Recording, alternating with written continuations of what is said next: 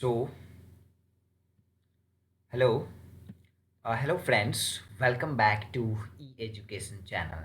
So again, current affairs के आज के सेशन में हम टॉप इम्पॉर्टेंट क्वेश्चंस को कवर करेंगे जो कि आपके अपकमिंग एग्जाम में बहुत ही इम्पॉर्टेंट रोल प्ले करेंगे।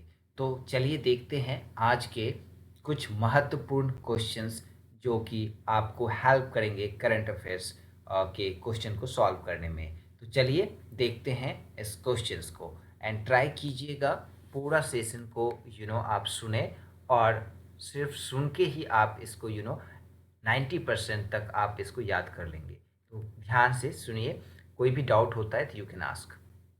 चलिए पहला क्वेश्चन आज का, कौन सा देश दुनिया का सबसे बड़ा न्यूट्रिनो डिटेक्टिंग टेलीस्कोप ट्राइडेंट बना रही है? तो एक टेलीस्कोप बना रही है, दुनिया का सबसे बड़ा टेलीस्कोप बना रही है और उस टेलीस्कोप का नाम है ट्राइडेंट। अब ये किस तरह का टेलीस्कोप है? Neutrino detecting telescope. कौन सा है? Neutrino detecting telescope, neutrino detecting telescope. और इस टेलीस्कोप का नाम क्या है? ट्राइडेंट। और ये दुनिया का सबसे बड़ा टेलीस्कोप बनाया जा रहा है, न्यूट्रिनो डिटेक्टिंग टेलीस्कोप, जिसका नाम है ट्राइडेंट। ये दुनिया का सबसे बड़ा टेलीस्कोप है। तो कौन सा कंट्री बना रही है? इस टेलीस्कोप का मतलब क्या है? तो ये रूस बना रही है, या फिर जापान बना रही है, या फिर चीन बना रही है, या फिर अमेरिका बना रही है? तो ट्राइडेंट जो टेलीस्कोप है, ये दुनिया का सबसे बड़ा टेलीस्कोप चाइना बना रही है, राइट। जो अंतरिक्ष में ऐसे पार्टिकल्स होते हैं जो कि विजिबल नहीं होता, जो होता नहीं है, जिसको हम घोस्ट पार्टिकल कहते हैं, उसको रीड करने के लिए, उसको एनालाइज करने के लिए ये जो है टेलीस्कोप बनाया जा रहा है। और इस टेलीस्कोप का नाम है ट्राइडेंट, राइट। और पूरा नाम है इस टेलीस्कोप का न्यूट्रिनो डिटेक्टिंग टेलीस्कोप, जिसे हम ट्राइडेंट कहते हैं। और ये 2030 में बनकर रेडी हो जाएगा और इसको स्थापित किया जाएगा वेस्टर्न पैसिफिक ओशियन में। ओके, सो अब नेक्स्ट क्वेश्चन की तरफ। तो ट्राइडेंट कौन बना रहा है गाइस? चीन बना रहा है। ये क्वेश्चन डिफरेंट तरीके से पूछा जा सकता है। तो ट्राइडेंट टेलीस्कोप यू नो कौन बना रहा है? तो चाइना बना रहा है। तो इसका किस तरह का टेलीस्कोप है ये? तो न्यूट्रिनो डिटेक्टिंग टेलीस्कोप है, इसका नाम ट्राइडेंट है। और ये दुनिया का सबसे बड़ा टेलीस्कोप कौन सा है जो बनाया जा रहा है? अभी बना नहीं है, अंडर प्रोसेस है, वो है ट्राइडेंट, चाइना बना रही है। ओके, अब नेक्स्ट क्वेश्चन की तरफ बढ़ते हैं। भारत में एरोस्पेस एजुकेशन, राइट, और नवाचार को बढ़ावा देने के लिए किस भारतीय प्रौद्योगिकी संस्थान ने एयरबस के साथ साझेदारी की है?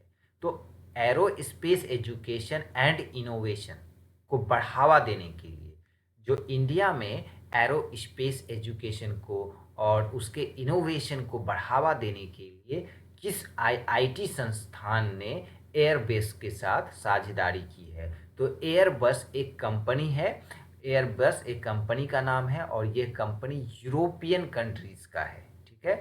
आप जितने भी यहाँ पर एरोप्लेन देखते हैं वो किस कंपनी का बना हुआ है? आप जानते हैं कि एयर इंडिया है, या लाइक आकाशा है, या फिर विस्तारा एयरलाइंस है। तो ये सारे एयरलाइंस हैं, बट जितने भी उसमें एरोप्लेन हैं उस कौन सी कंपनी का बना है? तो मोस्ट ऑफ का जो एरोप्लेन है वो एयरबस का बना हुआ है, ठीक है।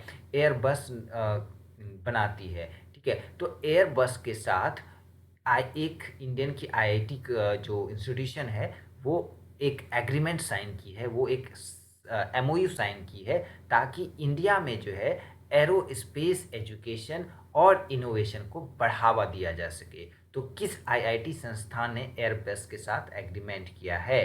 तो IIT Kanpur, IIT Madras, IIT Delhi, IIT Bombay. तो आईआईटी कानपुर ने एयरबस के साथ एक एमओयू साइन की है, ताकि इंडिया में एरोस्पेस एजुकेशन और नवाचार या इनोवेशन को बढ़ावा दिया जा सके, ठीक है। अब नेक्स्ट क्वेश्चन की तरफ बढ़ते हैं। होप आपको समझ में आ रहा होगा एंड आप पूरा सेशन देखेंगे तो काफ़ी आपके लिए इंफॉर्मेटिव रहेगा ये सेशन। ओके, चैनल को सब्सक्राइब कर दीजिए एंड शेयर कीजिए। राइट, सो कौन सा भारतीय राज्य, राइट, 237 करोड़ की ग्राफीन उत्पादन सुविधा स्थापित करने के लिए योजना बना रहा है? तो इंडिया का कौन सा ऐसा राज्य है जो कि ग्राफीन का प्रोडक्शन करेगा? ग्राफीन एक क्या है? एक एलिमेंट है, एक तत्व है।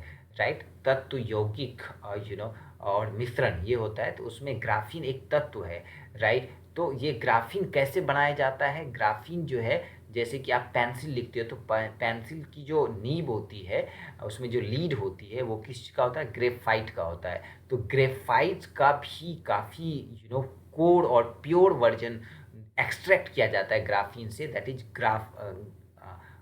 ग्राफीन। ग्रेफाइट से ग्राफीन को निकाला जाता है। ग्रेफाइट से ग्राफीन को निकाला जाता है, प्योर कार्बन। ठीक है, और इसका प्रोडक्शन जो है कौन सा स्टेट इंडिया में करने वाला है, जिसमें 237 करोड़ का लागत आने वाला है?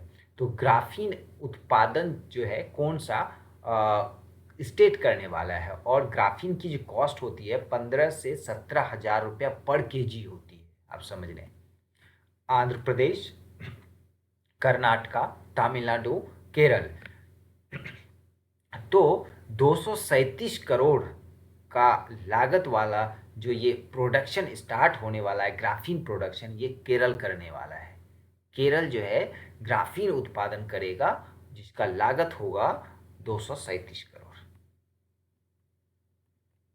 नेक्स्ट, भारत का चुनाव आयोग, अभी पता है कि इलेक्शन होने वाली है 2024 में।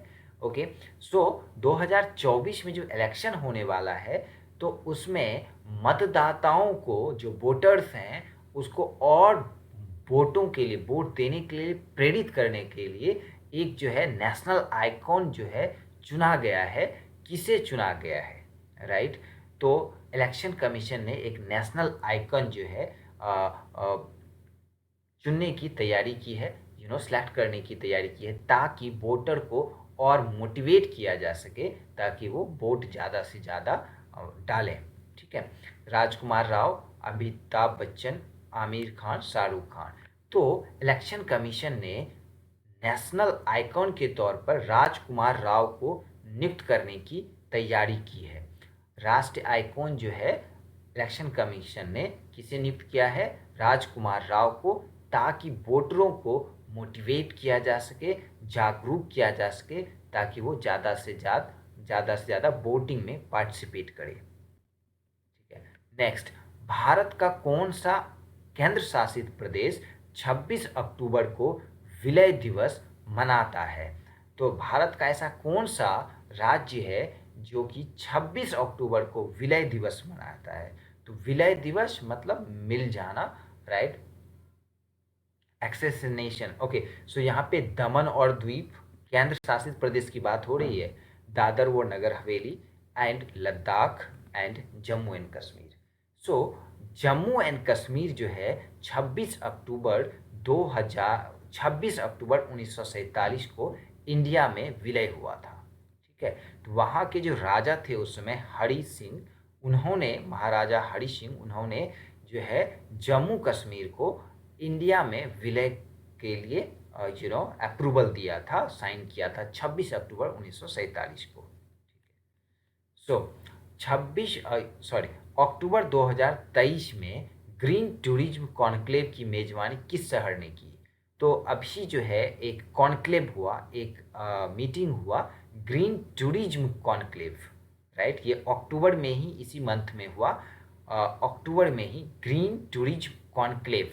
तो किस शहर ने ग्रीन टूरिज्म कॉन्क्लेव का होस्ट किया? 4 ऑप्शन है, भुवनेश्वर, इम्फॉल, शिलोंग एंड गुवाहाटी।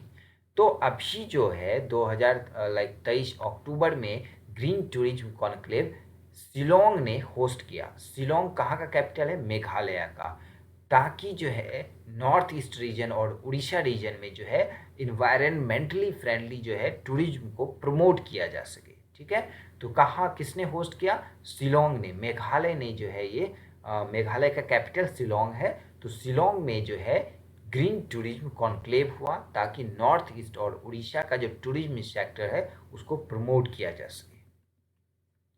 अक्टूबर 2023 में चीन के रक्षा मंत्री के पद से किसे हटा दिया गया, राइट। चीन का जो रक्षा मंत्री था उसे सडनली जो है अक्टूबर में उनके पद से रक्षा मंत्री डिफेंस मिनिस्टर के तौर से हटा दिया गया। तो जू कियोंग किलियोंग, ली सांगफू और जोंग यूकिया एंड वेई फेंगहे। तो ली सांगफू को उनके डिफेंस मिनिस्टर के तौर पर से हटा दिया गया है। चाइना के डिफेंस मिनिस्टर के प्रोफाइल से ली शांगफू को हटा दिया गया है, राइट, कुछ अनियमितता के कारण। नेक्स्ट, विश्व स्वास्थ्य संगठन द्वारा तपेदिक मतलब क्या होता है, टीबी, राइट, के लिए राजनीतिक और टेक्निकल सलाहकार समूह strategic and technical advisory group जिसे एस्टैग कहते हैं, strategic technical advisory group for tuberculosis, specially tuberculosis के लिए जो एक ग्रुप है strategic and technical advisory group. Strategic and technical advisory group किसके लिए, ट्यूबरोक्लोसिस के लिए। तो एक मेंबर चुना गया है। Strategic and technical advisory group जो है ये किसका ग्रुप है, ट्यूबरोक्लोसिस का है। तो इस ग्रुप का एक मेंबर जो है किसे बनाया गया है, WHO के द्वारा, वर्ल्ड हेल्थ ऑर्गेनाइजेशन के द्वारा एक मेंबर चुना गया है एस्टैग ग्रुप के लिए। और ये एस्टैग ग्रुप किसके लिए भाई, ट्यूबरोक्लोसिस के लिए। तो WHO ने किसे नियुक्त किया है, यहाँ पे 4 ऑप्शन है, प्रिया पटेल, सारंग देव, अंजलि मेहता एंड राजेश शर्मा। तो सारंग देव को जो है WHO ने एक मेंबर सेलेक्ट किया है। WHO ने सारंग देव को एक मेंबर सेलेक्ट किया है strategic and technical advisory group का ट्यूबरोक्लोसिस के लिए, क्योंकि इन्होंने सारंग देव ने इंडिया में ट्यूबरोक्लोसिस पे बहुत ही डीप लेवल से वर्क किया है। ओके, अक्टूबर 2023 में भारत की महिला राष्ट्रीय टीम के मुख्य कोच के रूप में किसे नियुक्त किया गया है। तो यहाँ पर नेशनल टीम की बात हो रही है, इंटरनेशनल टीम की बात नहीं हो रही है। तो जो विमेन क्रिकेट टीम है, नेशनल टीम की बात हो रही है। इंडियन विमेन नेशनल टीम का जो है मुख्य कोच किसे नियुक्त किया गया है अक्टूबर 2023 में। इंडियन विमेन नेशनल टीम की बात हो रही है यहाँ पे, इंटरनेशनल की नहीं, national. Indian women cricket national team की जो है हेड कोच किसे नियुक्त किया गया है इस मंथ, रमेश पोवार को, Amol Muzumdar, John Lewis and Tushar Arothe. तो अमोल मुजुमदार को जो है Indian women national cricket team का जो है हेड कोच नियुक्त किया गया है। नेक्स्ट, 2023 में एशियाई पैरा खेलों में, जैसे कि अभी नेशनल गेम और एशियन गेम हुआ, उसी तरह एशियाई पैरा गेम चल रहा है, राइट, चाइना में ही ये चल रहा है, ठीक है। तो F64 श्रेणी, तो ये जो श्रेणी है F64 श्रेणी क्या होता है, F42, F43, 45 इसी तरह एक श्रेणी होता है जिसमें कि आप जंबल थ्रो जो करते हो, जिस नीरज चोपड़ा जो करते हैं, तो जो जैवलिन थ्रो करते हैं तो उसमें कितने लेग कितने स्टेप्स आप भागते हो, तो उसमें कैटेगरी होता है। तो F64 कैटेगरी में भाला फेंकने में विश्व रिकॉर्ड किसने तोड़ा, अपना ही रिकॉर्ड तोड़ा है। तो सुमित अंतिल, प्रवीण कुमार, सुंदर सिंह गुर्जर एंड देवेंद्र झाझाड़िया। तो सुमित अंतिल ने F64 कैटेगरी में भाला फेंकने में गोल्ड मेडल जीता है, राइट।